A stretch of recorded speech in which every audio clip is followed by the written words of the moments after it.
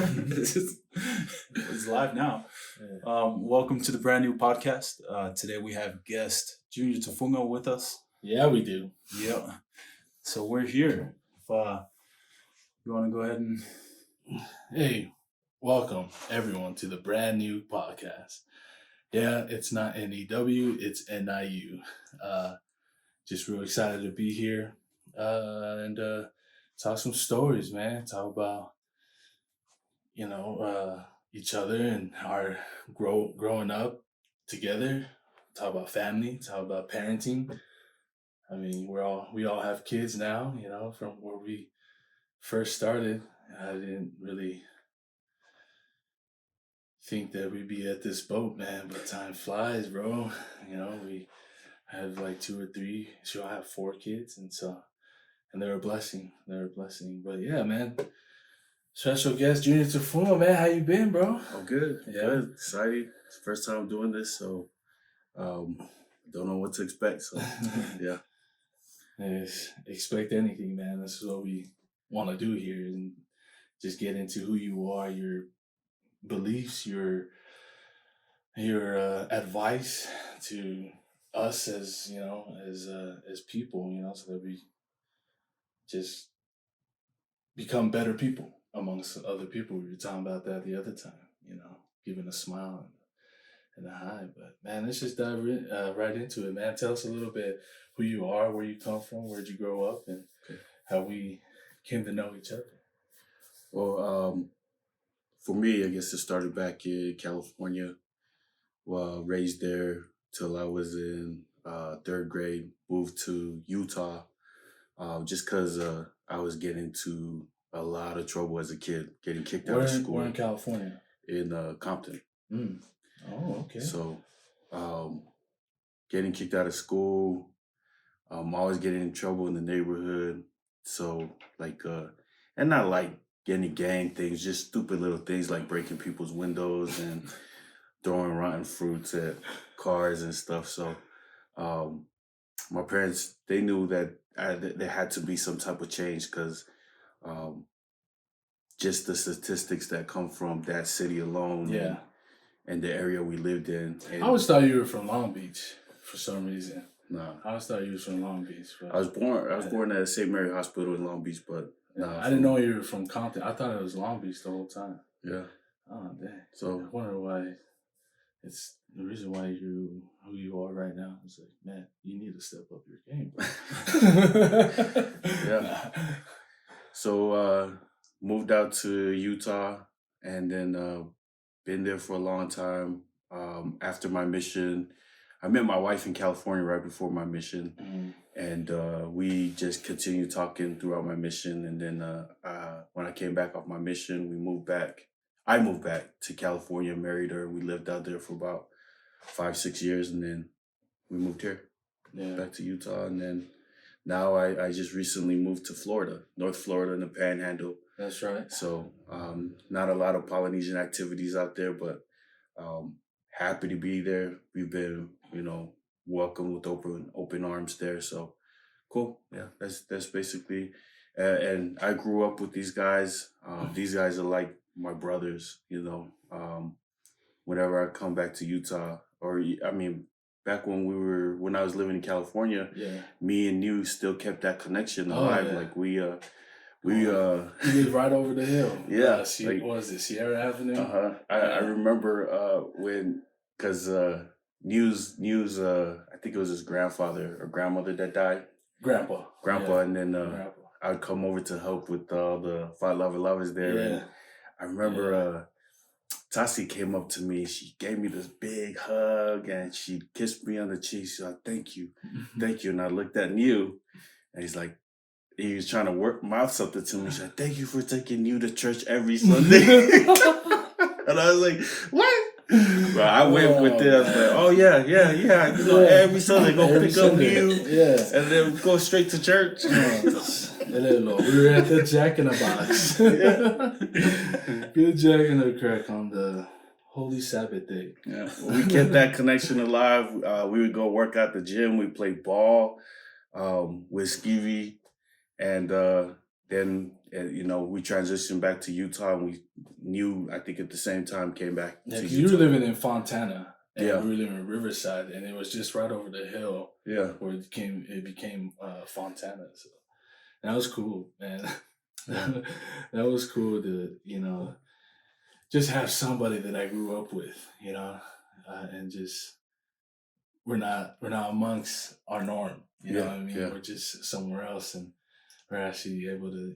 It was just like we, like we never moved out of Utah. Yeah, And it was just us two, and I'm pretty sure that's the same for everyone that you come in contact with, that you grew up with in a different setting, different place, wherever it may be. But man, yeah, we had some fun times, man, out there. Yeah. Man, did a lot of like 4 or 5 road trips back here. Yeah. Going back. So got to know you very well. You got to know who I was very well. And yeah, man. So that's awesome. So what are you doing? What are you doing now? I know you talked a little bit about the Florida thing. And Joe didn't know, and I actually told him that he was living in Florida, and he's like, I didn't know that. And I says, it's like, yeah, it's quite a change, man. Some of our boys that we grew up with are living on the east side of, our country or whatnot. So just unheard of. And I heard, 2 other, or I know 2 others that are over there as well, who are relatives and close friends of ours and whatnot. But before we get into, you going to Florida and whatnot, I just want to kind of attack, kind of just our generation now, kind of who the youth are and whatnot, because you see a lot of our youth are, actually, I'm proud of our youth, man. They've actually used their freedom of speech. I feel like you see a lot of young college kids, even high school kids, getting on the news and, getting into this protest and this activist. Because, it's just admitted that we're into that, we're in that, what do you call it? I don't know what you call it, but that's just what it is right now. You know what I mean? Everyone being activists and protesting this, protesting that. I just want to get into the youth of, what is it? I guess what do you see in youth now, from where we grew up, and what you see with the youth now? Are you talking specifically like our Polynesian youth, or just youth in general? We go that route, but yeah, let's go that route. Let's go to Polynesian youth. Let's do that. Let's do that first, and then we'll go on to general, I guess. Yeah. I see a lot of good things, but also there's things that worries me as well, because we are in this, because we're here in the United States. We have to come to accustomed to some of the things that they do here, some of the things that the way they run. Kids are not getting fussy like they used to. And you see that. Yeah. Because some of the things that worry me is the lack of respect that our youth has for the adults. Where back in our days, like that's a no-no. The respect was always there.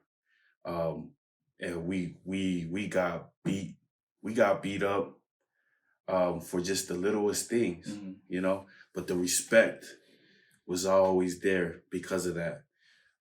Nowadays, I've seen and I've witnessed some youth. I've been in youth in my own culture for a long time, and I see our kids kind of, and that's digressing. What you were doing youth programs. You were working at youth programs, and you weren't just I'm pretty sure you started as a resident monitor. Regular staff, for 15 years, I worked in the social field, working with adolescents of all ages, from the age of 8 years old all the way to 18. Was there a lot of Polynesian kids did you see go in that system? Yeah. Well, because I work more in the private sector of things, so. And that's a little pricey. Like, for example, one of the places I worked at, we were charging anywhere from $18,000 to $25,000 a month per kid. All the way to the last program I was at, we were charging, $7,000 to $8,000 dollars. All depend on the services that we provided. That gets deep.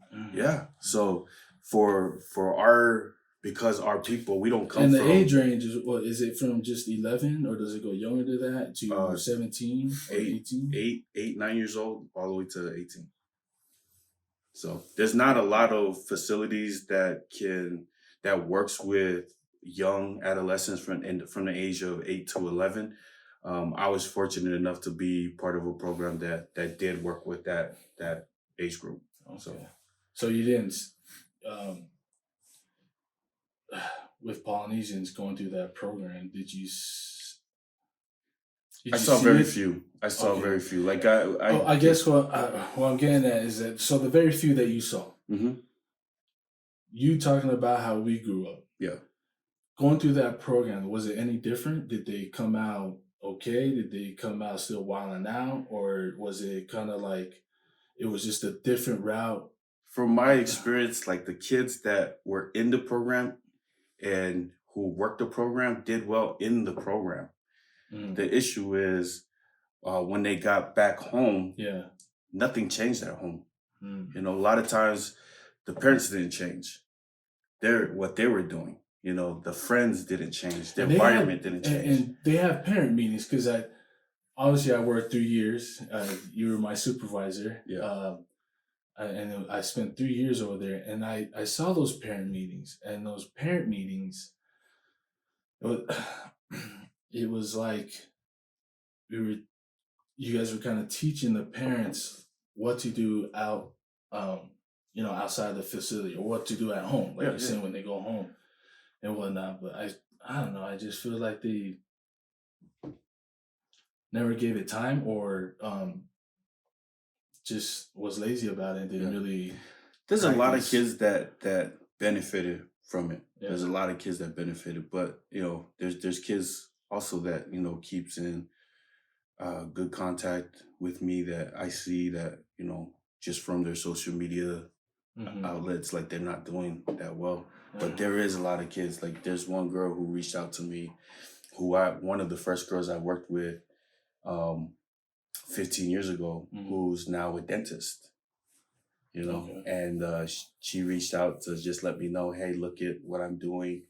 You know, I just want to thank you and the people that worked with me, and just keep going. You know, like keep working with those kids, because you really do change lives. You know, and there's other kids that I work with that you know, because there's a lot of kids who come with some suicidal ideation, and there's kids who, you know, that it saddens my heart that, you know, they went home and they committed suicide, and that's probably going back to our youth. That's probably one of the things that worry me is the number of our youth that are dealing with suicide is at an all-time high right now. Depression and a lot of those things are so relevant right now in our culture. Like it's there, and because we come from the old school, we're like, nah, you dust it off, get up, and I was just gonna say that. Yeah. So we're not addressing it appropriately. You know, as parents, as guardians, as mentors to these kids, because we don't know how to. The education is not there. Yeah, I mean, it's the iron hand, and that's how we, and that's probably some of the bad stuff of coming from how we grew up. Yeah, because to know how to address it and how to work with it is not there. So shoot, let's get into that. I want to check the cameras right now. Yeah. Parents having the education to know how to. Oh yeah. So. And I'm not trying to, you know, say those parents are, you know, not good parents. I'm just saying it's not practice. You know, I saw that they weren't practicing what you guys were teaching over there. But man, because when I worked over there, it's just, I felt that it was the adults. I felt that it was the adults that are, you know, not really putting it down or doing their fatherly or motherly nurturing duties, you know, tell these kids that, hey, I love you, You're gonna make mistakes. You know, I just see that I don't know. I don't even know how to. I think explain it, the but majority of kids fall under that. Like they didn't need to be there. Like I yeah, think if they would have had better communication with their parents, yeah, they wouldn't have been there. But there's definitely kids that really has some really deep, dark yeah, things that was going on in their lives, like um, things that didn't come out until they got there, like their father raping them or somebody that they're close to mm, raping them, and that have caused them to want to commit suicide. You know, yeah, some real deep depression things that their parents didn't know how to help them with or cope with. yeah, So they came there to learn different coping skills so that they can go back home and hopefully use those coping skills when they're in those yeah, dark moments yeah. in their lives. So Hey, that subject is on and on and on. oh, Man. we It's do go on on. and on. But those are the normal But things that you'd have to deal with at work. Yeah. Those kinds of people who had dealt with those kinds of things. Yeah, and just teaching them different coping skills. We were more like mentors. Mm. You know, we would. No, I mean, it's not about just watching them and being babysitters. It's mentors. Go ahead. Finish what you're saying. it's just teaching them different coping skills. You know, Mm. talking with the therapist, like, hey, I'm teaching them how to do this when they feel like this, and then using those skills that they're learning in their sessions in the moments while they're in the homes, because you see them acting out, and then it's about pulling them aside and then teaching them the proper way to. You guys teach the same coping skills to the parents. Yeah. Okay, so they Yeah. know what to do with the child when it's In a few of the facilities I work at, there's some other facilities that could have done a better job at teaching parents. Yeah. So, but everyone should essentially be on the same page. The parent Absolutely. with the child. Yeah. And it's Yeah. That's why I was saying it's not getting practiced at home. Okay. I don't feel like it's. So after they learn it at home, this 'cause- schooling kind of place, then they have to apply it in their real lives. Yeah. Okay. And not a lot of people understand that concept. Is it Yeah, hard for no. them to? The kids understand it. Yeah. And the staff are trained to know how to utilize it, know how to identify when it's happening in on the floor, and then just pulling the kid aside, and then you know what, this is the perfect time to utilize that skill, you know, and then checking in with the student every maybe hour to see where they're at and if that coping skill is working. If not, let's move on to another coping skill that you're practicing. So, But man, you're adults though. You're talking to adults, and so adults, and you're like, "Who are you to tell me how to raise my kid?" My kid is in here, but I know how to raise. It's not my fault. Yeah, you know, you get those, ego coming in and whatnot, and messing with, what the caseworker or the therapist is trying to teach these parents what to do at home. and a lot of times that's the hardest part is the parents. Like I hate dealing with parents that think they know it all. Yeah. Like well, you guys should do this. You guys should do this. It's like, bitch, like if you knew it, then why the hell you send your kid to us? Exactly, like, man. Just shut your mouth. No, man, there's so many parents that's like that. Like, you should do this. You should do this. It's like, man. No. Then why didn't they do it? Exactly. If that was what should have been done. You know what drives the kids, the parents, crazy is that when they come to the facility and they see that when I say, hey, you need to go do this, and the kid would jump up right there to go do it. And the parents is like, they never did this for me, you know? And some parents get that jealous effect. That's not what it's about. Instead of asking them, it's like, hey, how are you able to do that? Yeah. How are you able to do that? So it doesn't, there's no, you know what I mean? I remember. You're supposed to be learning when you're over here, and they're not really, they see that, you know what he just explained, they'll see that and like, I had a really rich family from Mexico.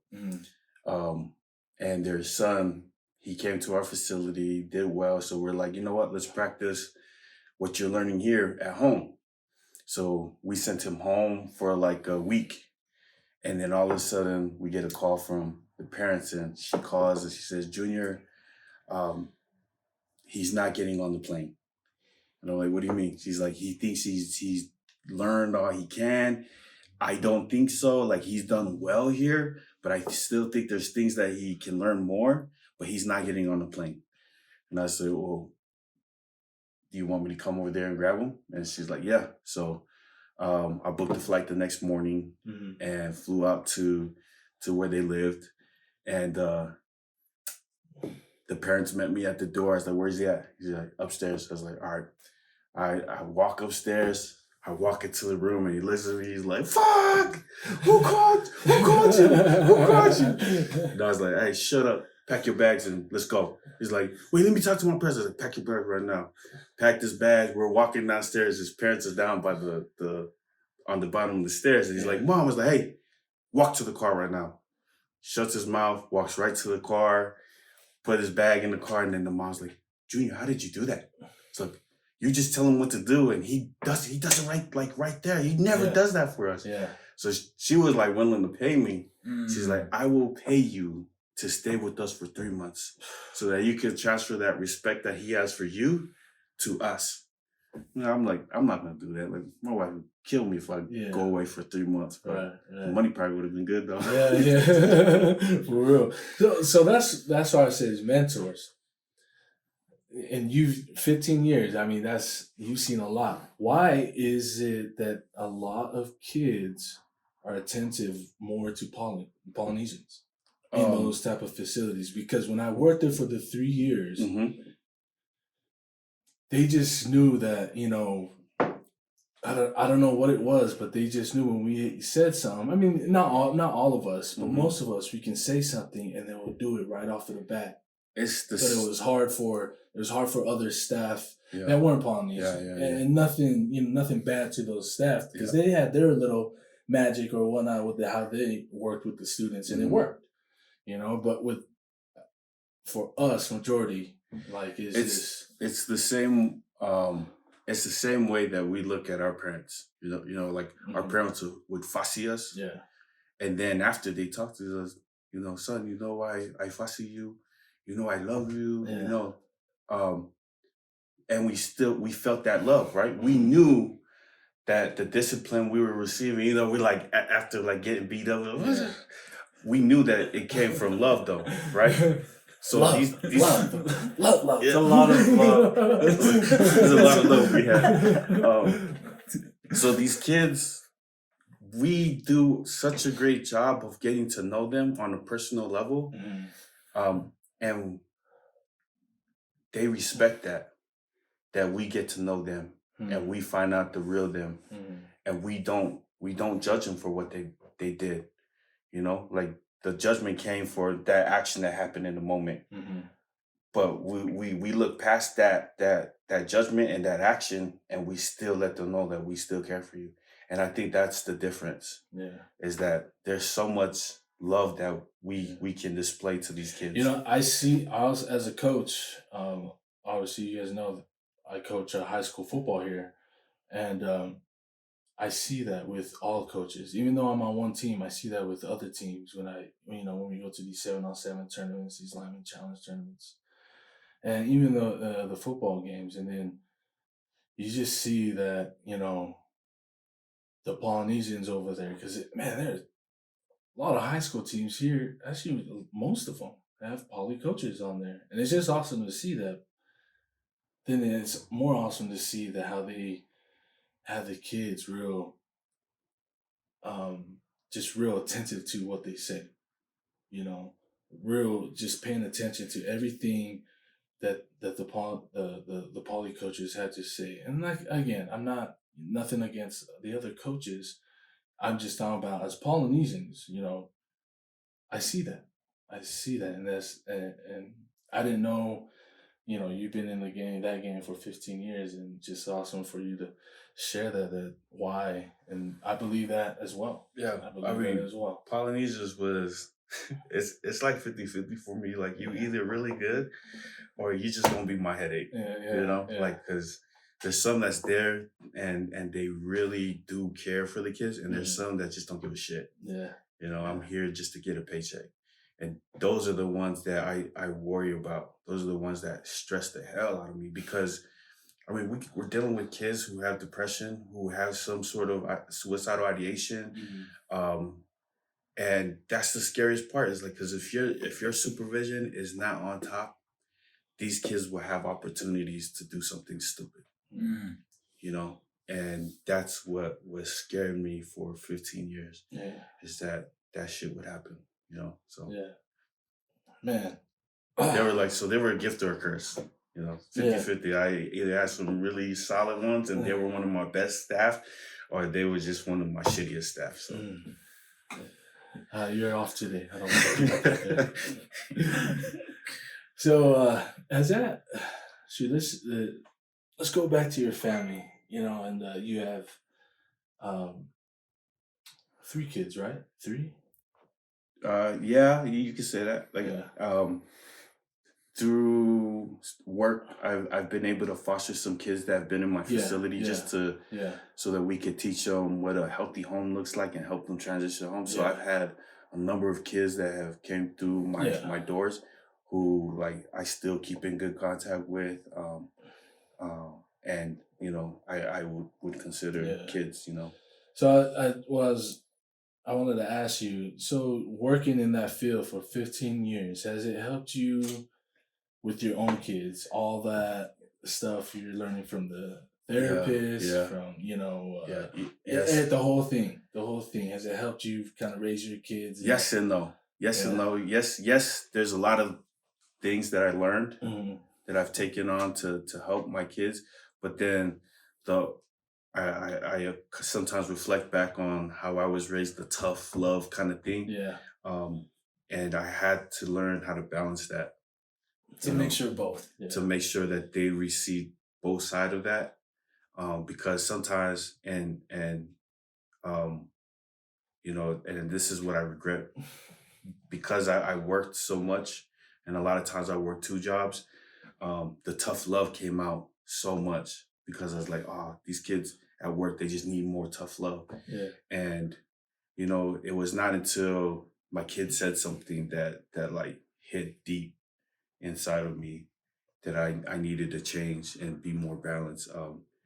There's one time I was just giving it to him and, you know, frustrated. He said, I don't know why I was born in this family.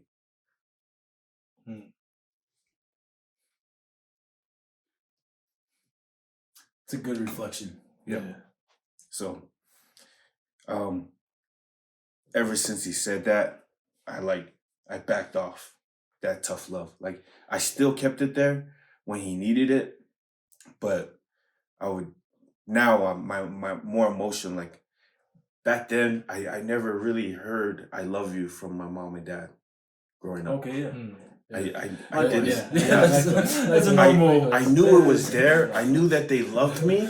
It's there. Yeah, is it ever but spoken? I never heard it. You know, like there's one time when my dad was bearing his testimony to the youth, and this was when he was the president, the young men's president, and you know, I didn't want to hear it. Like he kept talking about me, and I was like pinching myself because I didn't want to cry because he's saying how much he loves me and stuff. So what the frick he saying this for? Like for the homies?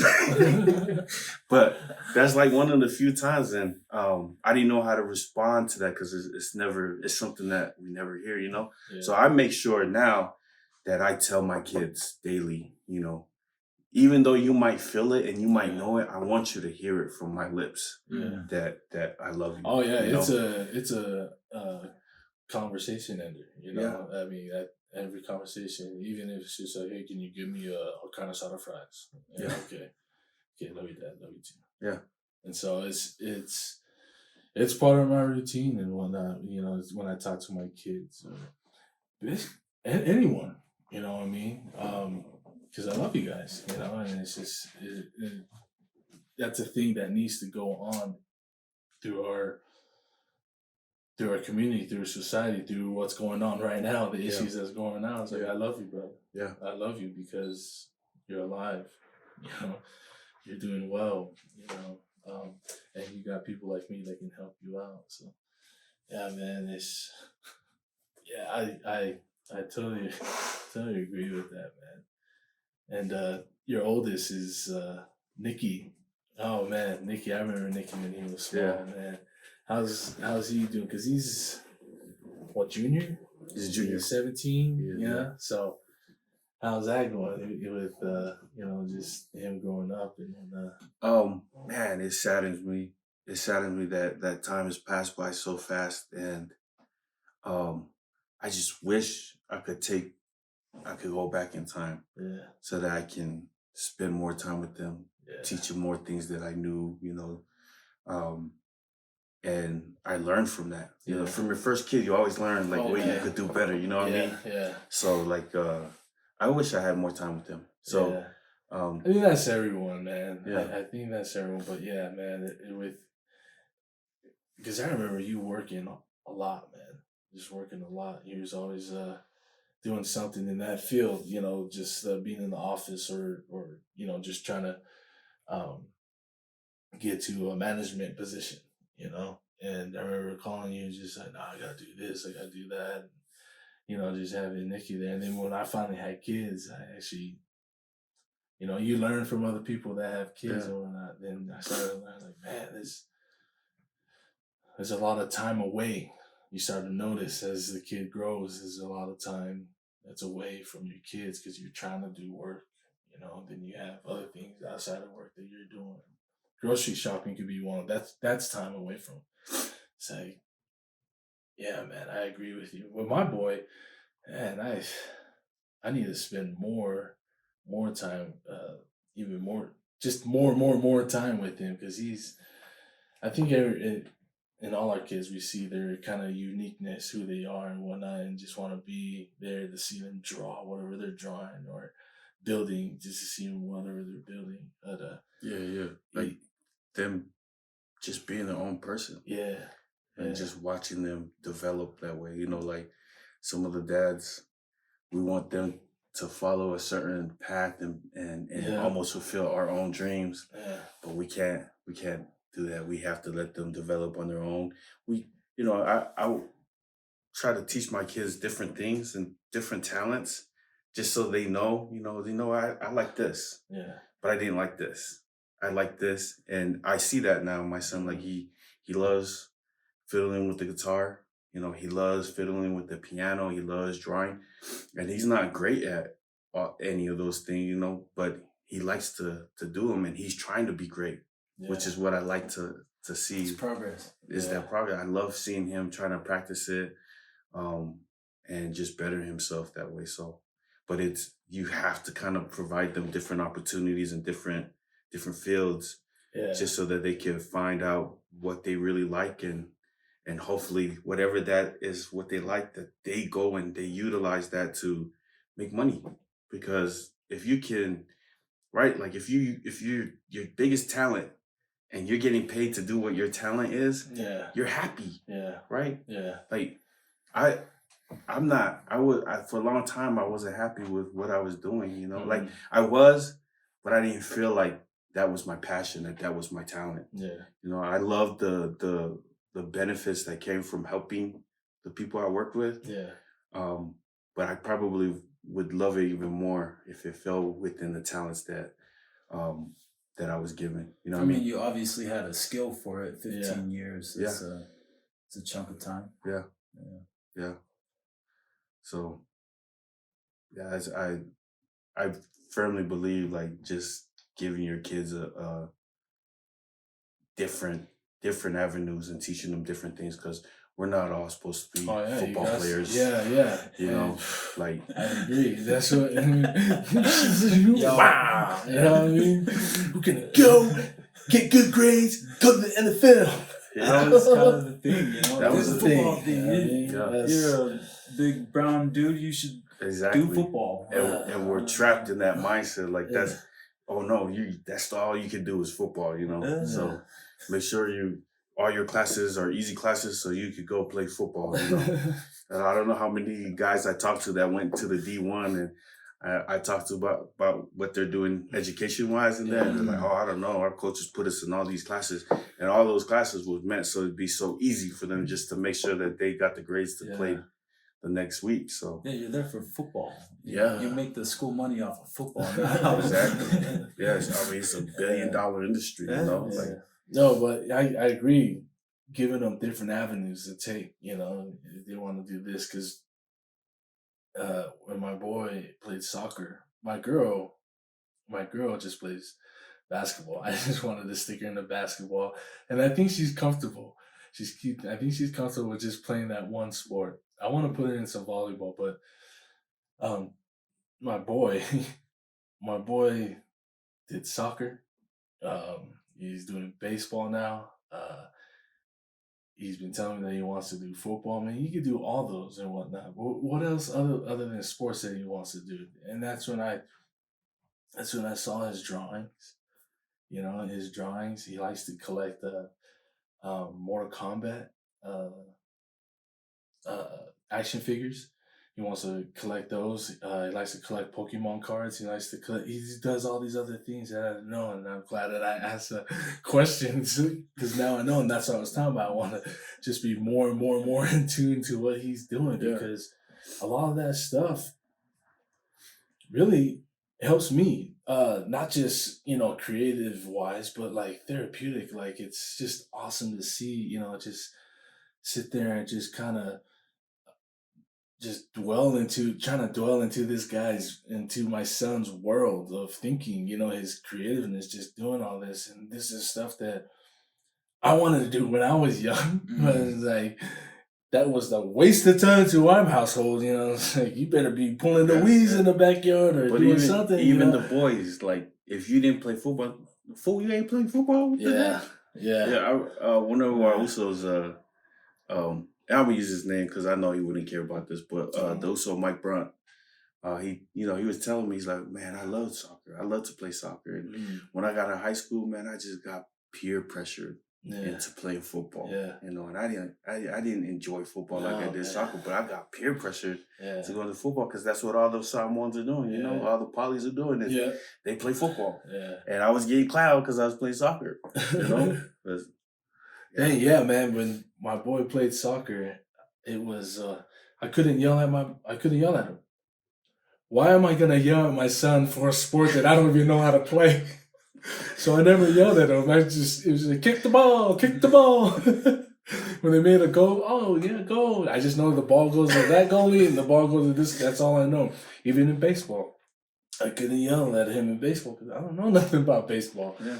And so I just sit there, just watch him, and I was like, man, you can't hit the ball any harder than that. Just making remarks, but you really can't say it to him and whatnot. But even though he won't say nothing back, but I just feel, me, it's not my place to yell at my son because I know my son is developing. And so, like you said, to see these guys develop in different avenues, as they grow up and kind of venture out and try to do their own things. It's cool to see that development. I think it's so important, especially for our people, to know like that they can do anything that they want. I remember sitting down and listening to Jake Fitzsimonu talk about what our people was about back in the days. Before the Western world came into our islands, we were oceanographers. We were astronomers. Yeah. We were geographers. We traveled the Pacific Ocean to trade with people from the Americas, with people from the Orient. Like we were everywhere. Yeah. And to nowadays we're almost brainwashed into thinking that our brain's just a coconut. Yeah. That's it is. And we were talking about this. We were talking about this earlier. How the Polynesians, I forget the numbers that you were talking about, but you were saying Samoans. You're talking about Samoans, just Samoans in general. Yeah. It says we've made, and I agree that we've made an impact here, on the map. Like people know of our people. Yeah. Like if you look at the census of Samoa, which is I think roughly 200,000 in New Zealand. A couple 100,000. Right? I think there's more outside of Samoa. There's 200,000 to 300,000 here in the States. Mm-hmm. Roughly a little over 1 million of our people in the world. Yeah. And you're looking at Balinese, Maoris, Asians who are in the billions. Yeah. We have made such a huge impact in different different avenues, I right? think Polynesians as a whole is less than 1% of the world's population. And we made such a huge So, impact. Yeah.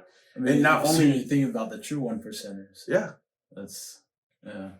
You look at the sporting world, where we have made such a huge impact with boxing, Mhm. with kickboxing, with MMA, with what else? Football. You know, They're kind of everywhere. we're everywhere. Rugby. You know, people know who we are. Yeah. You know, and outside of that, you look at acting. We Yeah. have It's usually sports and entertainment. Yeah. It's, you can Yeah. be pretty entertaining. For some reason, Yeah. I was always entertained around, there's Yeah. always free entertainment because that's just what's available. Yep. There isn't some like go out and about kind of thing like, oh, I'm going to take my kid to Disney World or whatever, It's a little Yeah. different than that. It's Yeah. kind of just what you have is what you get. I like how there's Polynesian businesses going up around us, and it, the barbershops that I see, Yeah. that's really cool, and the local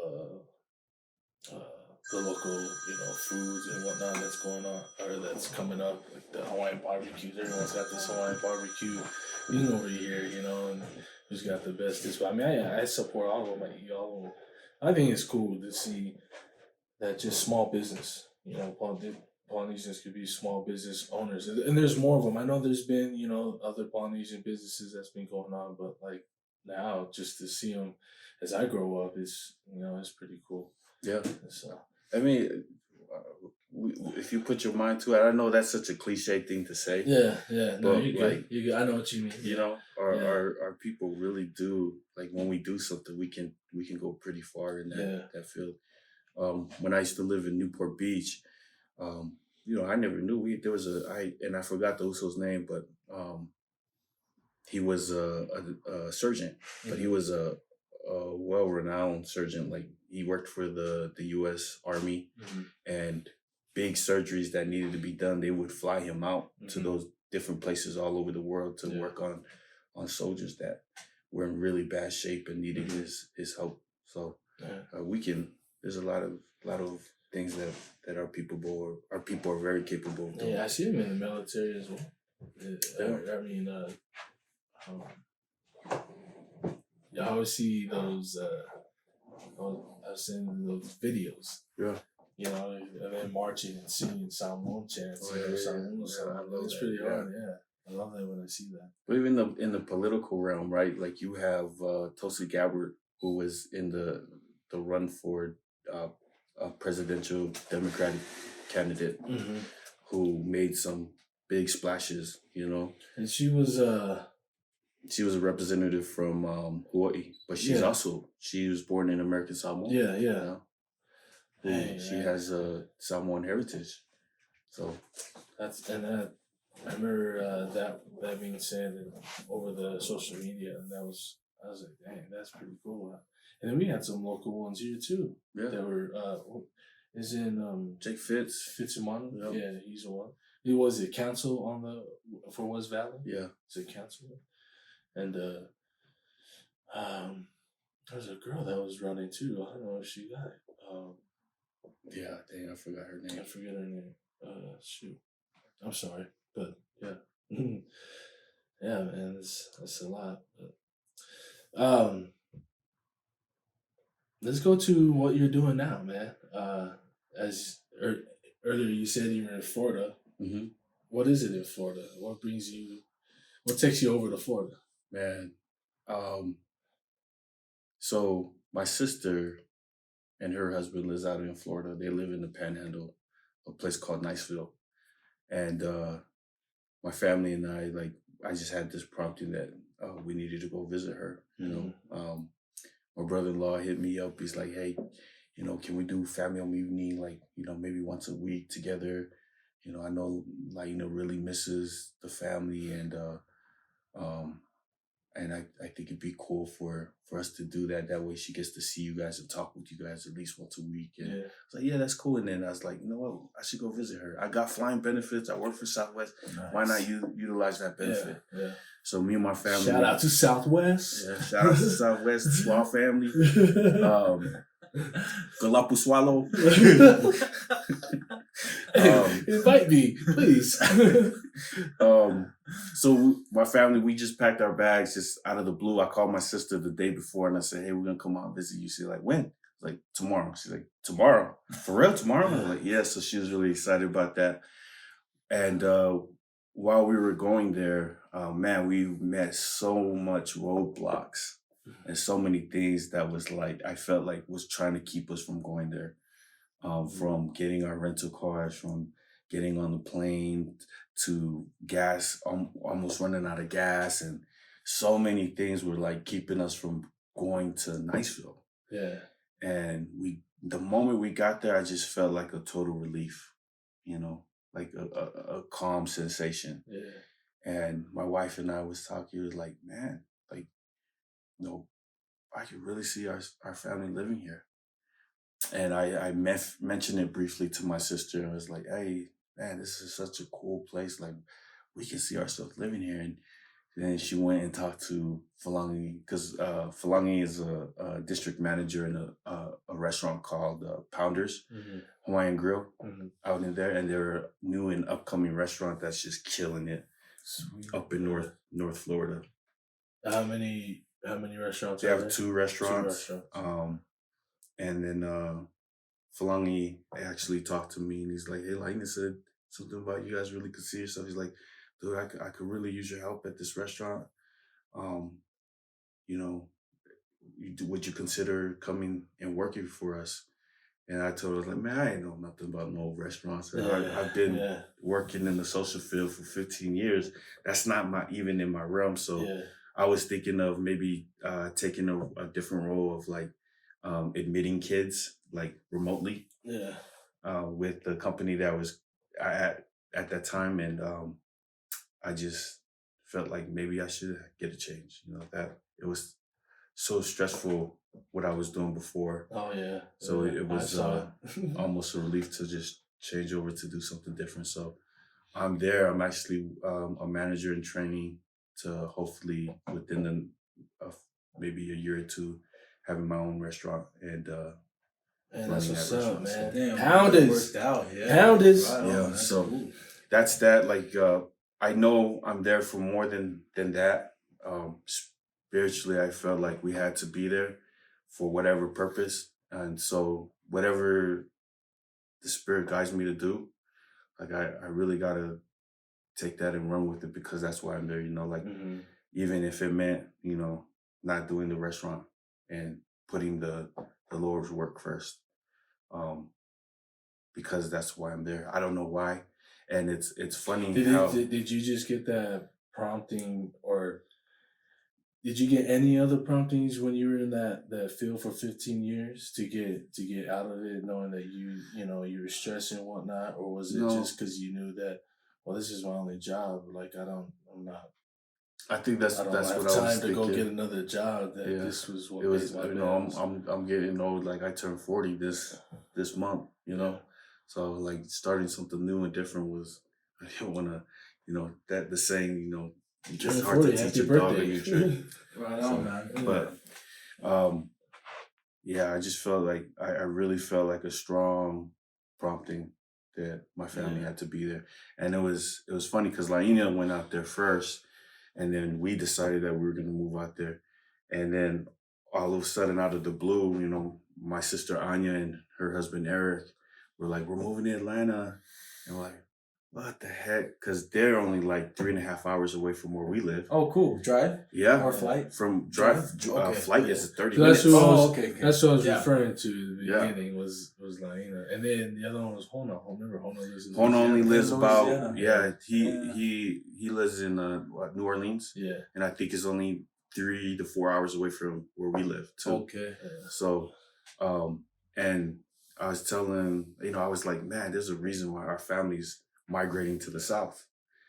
Whatever reason it is, like I have to really find that and cultivate that because I know it's God that is moving us. I don't know what it is. I don't know if there's going to be some big old revolution between Trump versus Biden's people and maybe we're there for some drama. Maybe a big hurricane supposed to, I don't know. I don't know what it is. I just know that we have to be there. You just know it's right. Yeah. Yeah. And I know I just have to do better as a father, as a priesthood holder, to make sure that, I know what that prompting was for. Yeah. How's the family adjusting?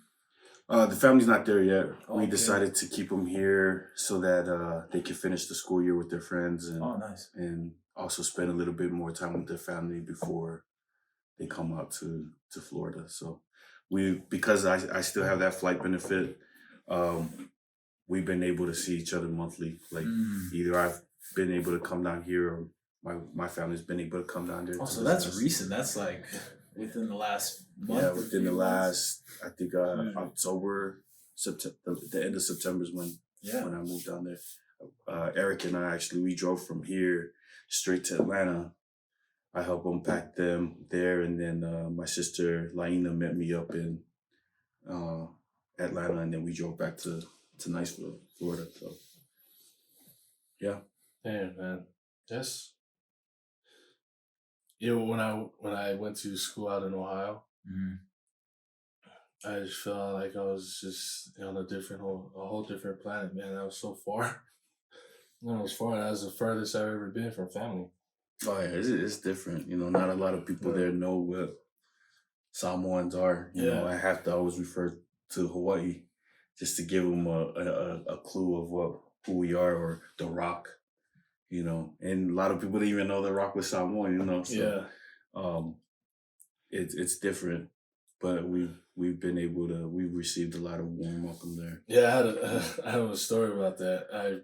When I was out in Ohio, I went to Walmart. And I was in the cashier line. This lady comes up to me, or just taps me on the shoulder. I was like, "Oh, sorry, am I in your way?" And she's like, "No, I just wanted to tell you that you're the biggest Indian I've ever seen." And I was like, "Oh, no, I'm not." And I said Native American. She said Indian, but I knew what she was talking about. I was like, "No, I'm not Native. I'm Samoan." And she's like, "Samoan? What is that?"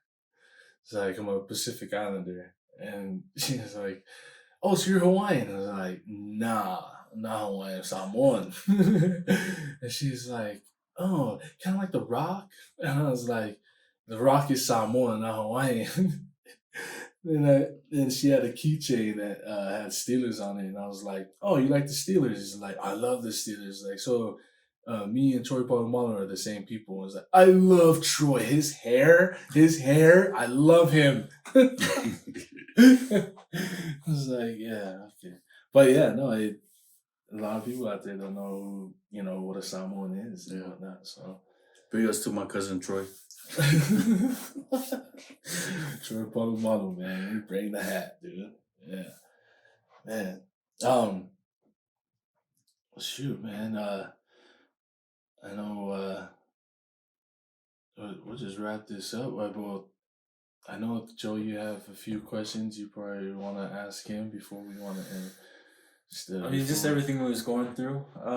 Those are kinds of the subjects that we, just go through while we're here. Just where you are in life, your life in general. If there's anything you guys would like to add, or I'm just enjoying the conversation. It's been really good. That's why I just wanted to, attack that, because, the family, of course, you working in youth program, and then where you are now. I think it's just awesome to see where we're all at. Yeah. Just because we know each other from way young, and then we're, you say you're about to be 40. I just turned 37, so I know you're in the 30s right now, and so I don't know. Are you 21 still, or? Yeah, about that. Just a little over 21. So me too. But no, just to see us, grow up. We actually got to see each other develop, and we still are. Yeah. And that's another thing about parenting, is that we learn from our kids, and we learn that, man, we're still learning. There's always something new to learn. And, of course, we all know that our muscle is the strongest, or our brain is the strongest muscle. And so, you keep exercising, you're just going to, get more educated, you learn more new things and whatnot. But anyway, yeah, just awesome to see us growing up, man. Is there any, I wanted to ask this. What's the funniest story that you have when we were young? Anything that happened, a story that, just something that happened when we were young. Is there anything that comes to mind that just, you're on a gloomy day, your day is blue, and you're not having such a good day, but that thought, when you think about that story, so it just many brings stories, man. I even from when we were in Scouts. Scout law. Yeah. How about it? What is it? Yeah. Scout trustworthy, loyal, helpful, friendly, courteous, kind, obedient. Okay, Okay, so that's how I got my first. That's how I got my first restaurant gig as a bartender. Yep. Is there anything that I need to know about you? I was like, I'm an Eagle Scout. Yeah. And then I gave her the Scout law. And she, dude, after that interview, this lady stood up. And woo! What was that? I was hired on the spot, and that's what they do if you're hired on the spot for that restaurant. It was Dave and Buster's. Oh, no. So they just barely opened. Yeah. At the Gateway. Yeah. Are they still around? I think so, man. A lot of the food and beverage has been hit really bad. Yeah. But yeah, dude. So we did the interview. I mostly got it because on the back of their little pamphlet they give you as you're waiting in line to do an interview, has the questions of what they're going to ask a bartender, for their interview process or whatever. And one of the questions was, how do you make a martini? And so I'm fresh. I don't know how to make a martini. Yeah. I hurried up and read the thing. And so it gives you like the two different styles that they're going to ask for the martinis, shaken or stirred or whatever, dirty martini if it's got olives or, that kind of thing. Yeah. And I read it right there and memorized it and told them that as they asked me, during the interview. And they're like, yeah, the lady got up, did the yell. I got the job on the spot. Oh. But this was... Scout law. Scout law. Know the scout law. Scout. Know your scout law. Okay. You're a one. No. That's for it. Yeah. You're an eagle. You soar above the rest. Those. You know how we have that eagle plaque. Inside with the names. Yeah, with the names. Yeah. Chechi was looking at that because it's inside. It's still there. It's inside the building. That's right. And Chechi was looking at it, and he's like, "Dad," I was like, "Yeah, your name's on here." I was like, "Yeah, you were an Eagle Scout." I was like, I told you that when you first started Cub Scouts, I was an Eagle Scout. Like, you got to get your game up, bro.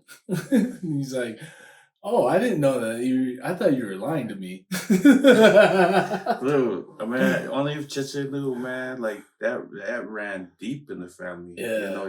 Your dad was one of our favorite scout leaders because we had so many stories, I remember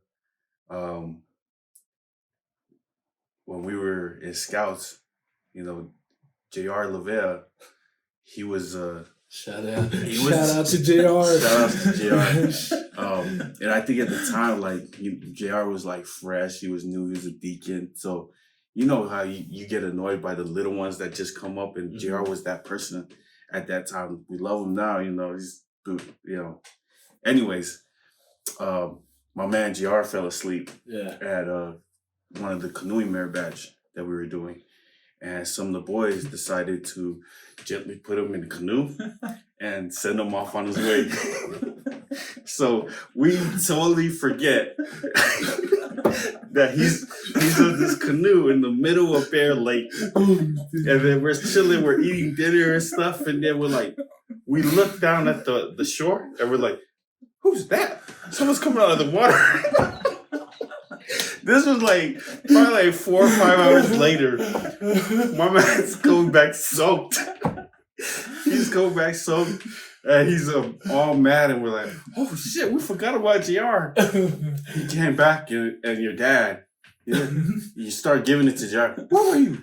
You know dinner's at this time. Going off on JR. And JR points at us. He's like, I fell asleep, but they put me in the canoe.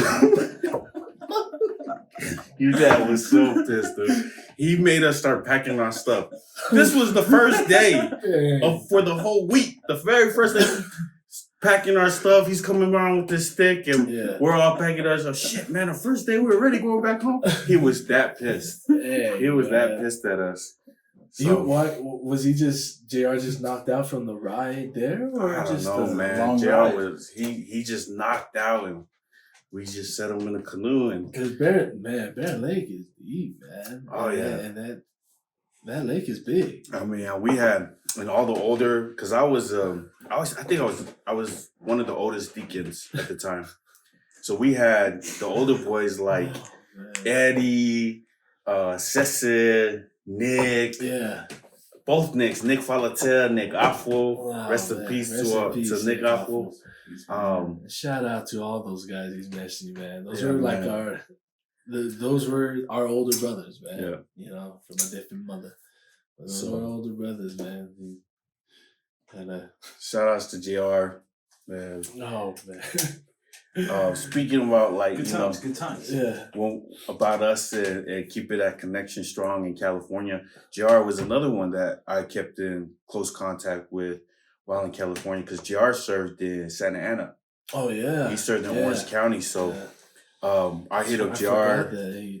The missionaries that came over my house. It's when my wife and I were staying in Newport Beach, and I said, "Hey, you know Elder Lavelle?" And I do. So he was able to get JR's number for me, and I called JR, and I said, "Hey, come over for dinner." So JR came over for dinner on Saturday with his companion. It was outside of his area, but he came anyways. And then we would feed him, and then he's like, "Ooh, can I come next Saturday?" Like, "Oh yeah, come next Saturday." All of a sudden, like, we had every single Samoan and Tongan elders in the mission at our house, you know? Oh, man. So we're feeding them every Saturday, because JR would bring them, all of them. So Misi was Moala. You were living in Newport. Oh, Newport. Oh, okay. Yeah, at that time. That's right. Yeah. Right next to Santa Ana. Right next, it was in the Santa Ana. I don't know if it's the Santa Ana mission, but it was, they were part of that. So kept that connection strong with JR. We'd feed him every Saturday with his companion. And he would bring other missionaries, other Polynesian missionaries, and we'd feed them. So that became a tradition. As wherever we went, we make sure we wanted to feed the missionaries and, you know, make sure that they were taken care of. Yeah, so. Man. Like I said before, that connection, you know, it's just all love, right? You no matter how long it has been since you've seen someone you grow up with, and then right when you connect with them, it's just like we left off. Well, you know, like that outside of just the people we know, we're just like that with any Polynesian we meet, right? Like I remember when we moved to Fontana, I got a job at FedEx. And all the Usos, I didn't know, but they worked all in the mornings. But I chose the early morning job which was, there was only Palangis and Mexicans. And all the, you know, I don't know anybody from that area. I just moved to the IE at the time, brand new, so I don't know anybody from there. And the Mexicans and the white boys would be like, "Oh, do you know this person? Do you know this person? They all worked in the morning." It's like, man, I don't know them. I all my family's in LA. That's the only people I know out in LA. And it was funny because one morning I had to work longer, and then my shift actually overlapped with them, so I finally get to meet them. And they all came in. And first thing we did was like, "What's up, boos?" You know, we shook hands and gave that hug and just chopped it, you know. Yeah. We found our connection through who we know. You know, "Oh yeah, I know that person. That's my family." Da, da, da. Yeah. You know, and then I went to my break room, and like all the people that, you know, I work with, such a liar, man. Say, you a liar, man. It's like, what? You said you didn't know that, man? That's like, I don't, but I do. I don't. I I don't know. I mean, now I know, like, that's one of my best friends' cousins, you know, and they're like, but you hugged him, man. You hugged him. I'm like, that's how we greet each other, man. Like, we jealous greet each of other you, with the man. There's a mutual understanding of what's going on. But they thought that was so cool, was that, you know, even though I didn't know them, you know, that we greeted each other with the hug, and, you know, and some of the girls, you know, we greet them with the hug and a kiss on the cheek, you know. And some people see that as weird, as like, hey, their husband's right there. You're gonna kiss her on the cheek right there. I mean, we're not French, but there's a, you know. Yeah. It's just that deep love that our people have for each other. So, yeah. Oh man, yeah, that connection is pretty cool. And you're right, man. There's plenty of polys I've met just out of the blue, like, oh man, what's up? You know, and you find that connection, like, oh yeah, I know so. We'll find that connection real easy. Yeah. So, shoot. Before we go off, man, June, I enjoyed being around you. I enjoyed being around your family. And your siblings, and you know, your mom, and then of course your dad has been, you know, another father figure, you know, as we were in the youth. He wasn't just your father, man. He shared a lot of that father with me. I'm pretty sure as well with Joe. And it goes to all our leaders that, you know. But if there is anything that you took from your father that you can share with us, and so this is, I should have started with this. This is kind of a segment we want to call In the Kitchen. And what In the Kitchen is, you know what goes behind the kitchen. Because our glory is the glory of everyone else having a good time. We don't care how stressful it is for us to cook all this stuff and then for everyone else to eat. My glory is to see their faces smile. That's how I get my glory. I don't want to be recognized or whatnot. So kind of like a deep, you know, getting deep into this segment and whatnot, which is called In the Kitchen. Just something that you can share with us that you learned from your pops. And I know it's, you know, just a common question to ask, but I ask this because you and I are on the same boat, you know. Now it's, the shit gets real. The stuff that Pops taught us, put it into action. Values, love, tough love, education, you know, anything that's got to do with the Father. If there's anything that you have that you can share with us and the viewers that we have about your Pops, man, I'd like for you to just elaborate on that. Man, my pops had like so much to offer, and it, you know, the crazy thing is, he was never one to like boast about what he was able to do in life, his achievements in life. I had to find out from other people, you know, some of the things that he was able to do, and I learned so much. And this is the idea I got, and was trying to teach my son different things in life so that he can, you know, go and find these different talents and hopefully garner more talents, was because it was my dad who did that. Mm-hmm. And my dad, he self-taught himself on a lot of things. He self-taught himself how to read. When he was young, he'd go to church, didn't know how to read. And he lived such an indigenous lifestyle, just like our you know, our family, our fathers and our mothers. Like, they really had to go fetch that pail of water and bring it into the home. They really had to make that fire. They didn't have an on switch to turn on the oven, you know? And my dad didn't have the opportunity to go to school because his family, they were called by our church to go and build chapels, throughout the islands. So my family was moving from one village to another, building chapels wherever they were asking me to move to.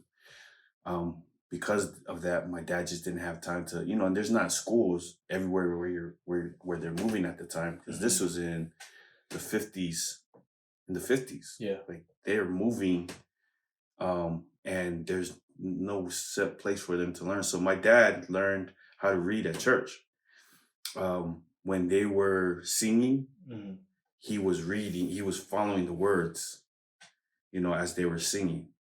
And that's how he learned how to read, but that's also how he learned how to play music. Oh, So he listened.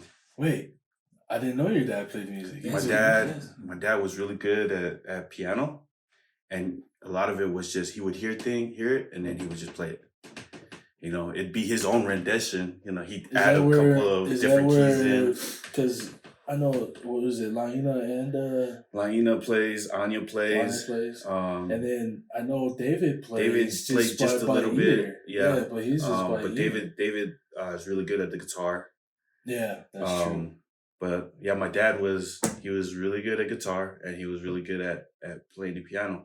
And I think the only reason why you guys weren't really able to see that talent was because when we first moved to Utah, our first year here in Utah was he had his finger cut off at work. So then my dad just learned how to play with the other hand. Oh, he wasn't as good, but he just insane.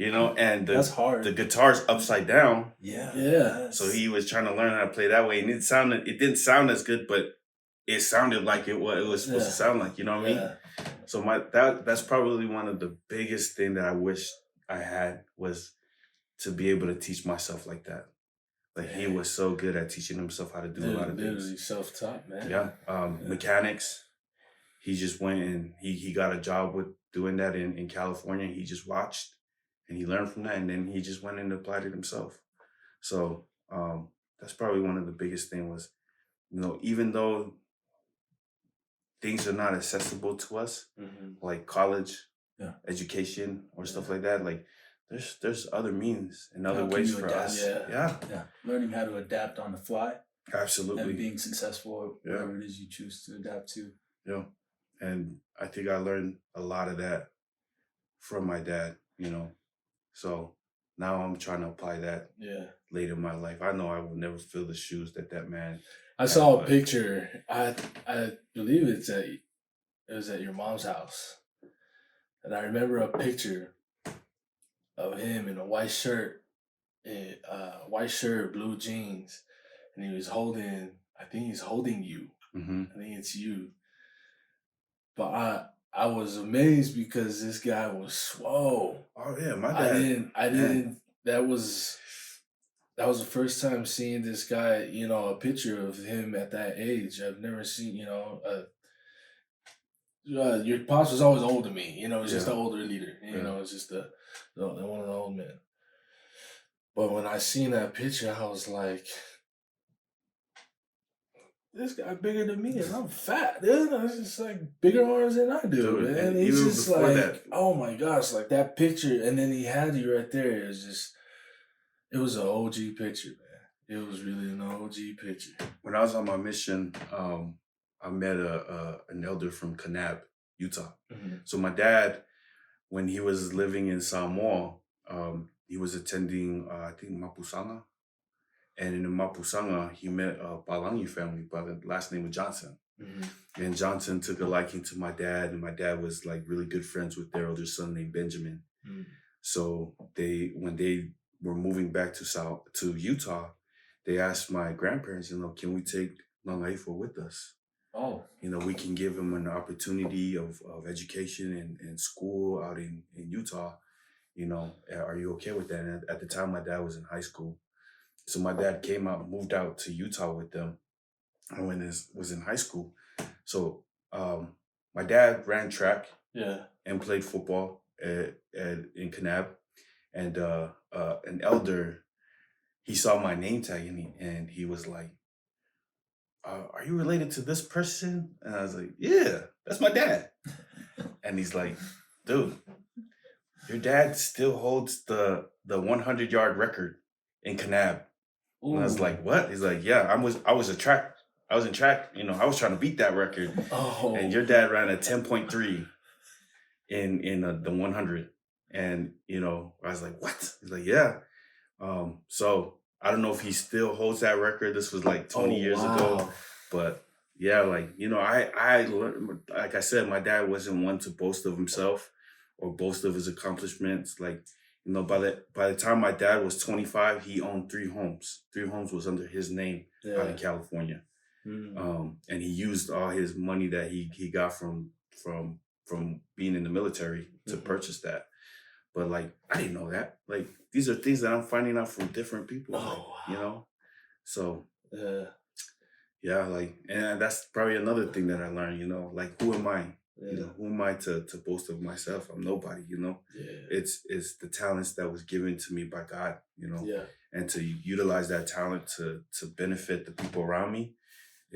That's what it's all about, right? We're looking out for each other. I'm using my talents to make sure it helps you, and vice versa.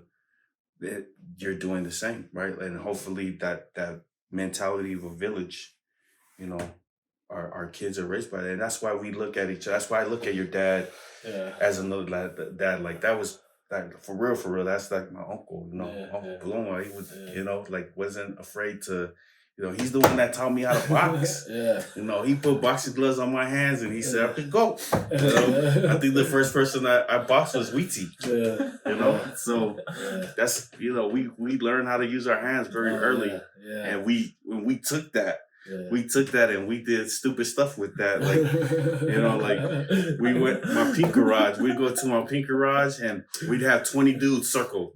And then one of us would go in and you had to fight every single person for 1 minute straight. Oh, man. So you're going 20 minutes straight. By the time you're halfway through the group, your hands are down here. They're beeping, It's a good thing.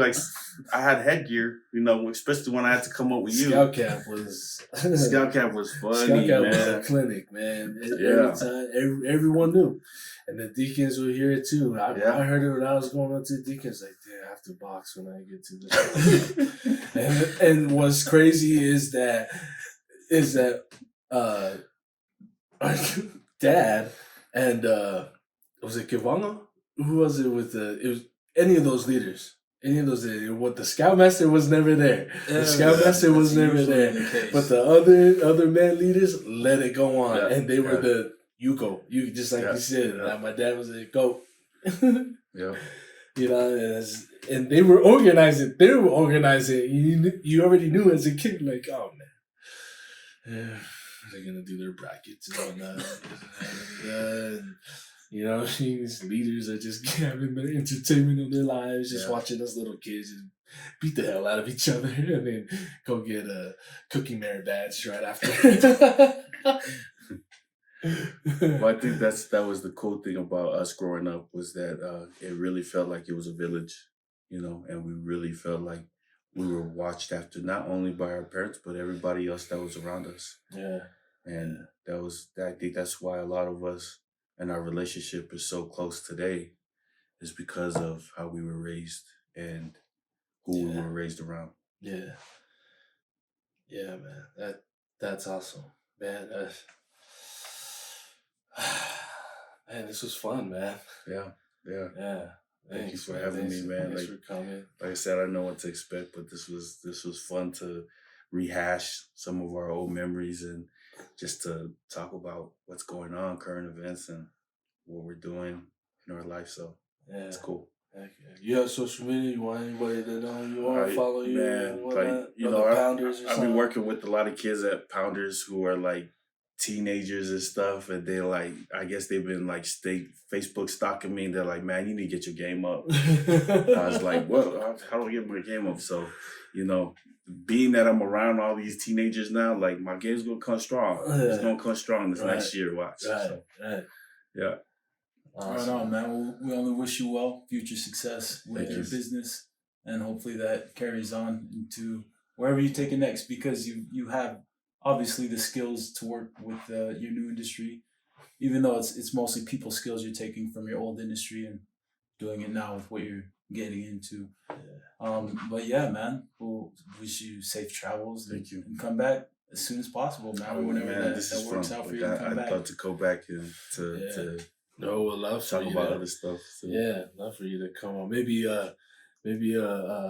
true 1498 reunion. Oh, jeez. Yeah. You know what I mean? That's a big table. Yeah, we have to. Me and Eddie's been talking about that, like, because I have access to my old job. You know, Charlie still works at that place, so we can go rent that place. You know, and that was one of the last scout camps I did for our ward, and your dad was able to be there. Oh, wow. Which was real cool. So your dad came out to it.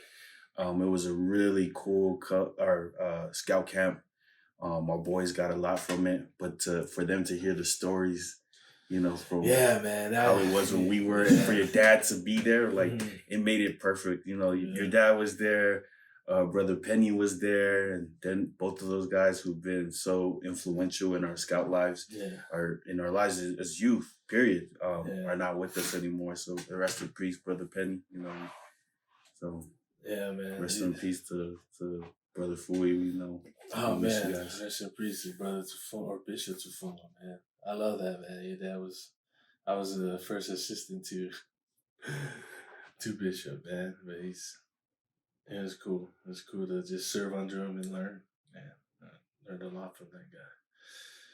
But, man, thank you for tuning in to the brand new... shoot, man. I'm going to edit that one.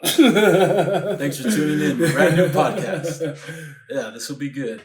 Thank you again, Junior, for showing up and being here with us and being available. I know you got a lot to do. You're only in town for how long? Just a couple more hours. I head out tomorrow morning, so. Okay. Yeah. Sure. Well, till next time. We'll see ya. Yep. Peace. Wow. That's fun, guys.